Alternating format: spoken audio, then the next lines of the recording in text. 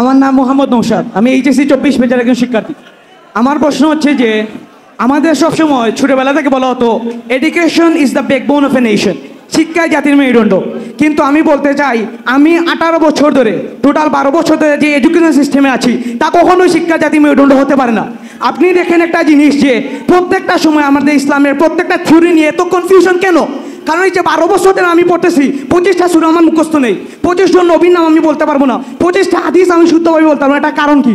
কারণ হচ্ছে গিয়ে এই যে আমাদের, তো আমি চাই এখন যেহেতু আমাদের সংস্কারের সময় এসেছে, আপনাদের যেহেতু ইসলামের অনেক জ্ঞান আছে, তাই আপনারা শিশু থেকে মাস্টার পর্যন্ত এমন একটা শিক্ষানীতি আমাদেরকে প্রণয়ন করেন, যার সাথে একই সাথে আমি যেন শাস্ত্র থেকে ইঞ্জিনিয়ার হিসেবে বের হতে পারি, একই সাথে আপনার মতো একজন বক্তাও হতে পারি, যাতে হাজার হাজার মানুষকে অনুপ্রাণিত করতে পারি। আমার আপনার কাছে আকুল আবেদন, আমি এরকম একটা শিক্ষা ব্যবস্থা চাই, এইরকম একটা শিক্ষা ব্যবস্থা চাই আমি। ঠিক আছে ভাই, ধন্যবাদ।